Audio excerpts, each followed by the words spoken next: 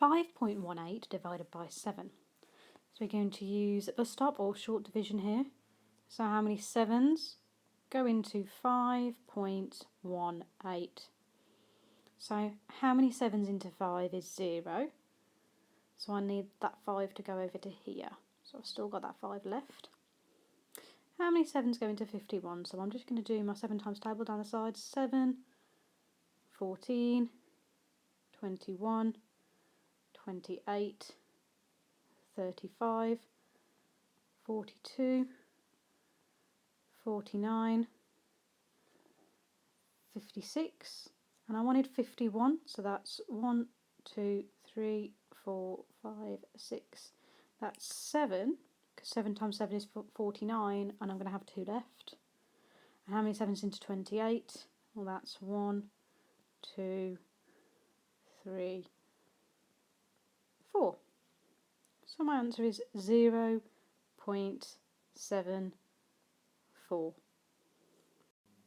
16.44 divided by 0.3.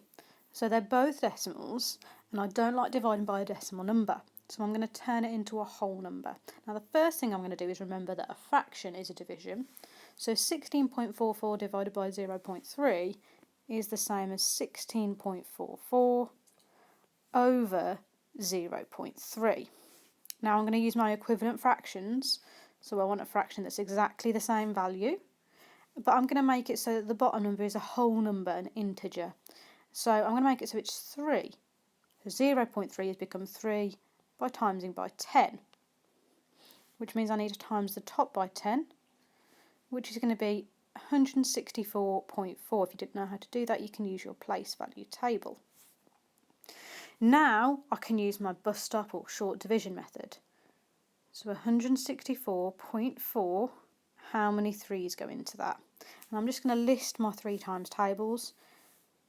3, 6, 9, 12, 15, 18, 21, 24, 27, 30.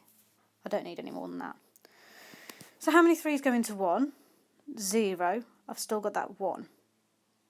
How many groups of 3 are there in 16? Well, there's 1, 2, 3, 4, 5 groups of 3 is 15, and then I've got that 1 left to get up to 16. How many groups of 3 in 14? And I've got 1, 2, 3, 4 groups of 3 is 12, which means that I've got that 2 left. Now, because I've got my decimal point there, I'm going to put my decimal point here as well. And then how many 3's go into 24? Well, 5 was 15. 6 groups is 18. 7 groups of 3 is 21. 8 groups of 3 is 24. So my answer is 54.8.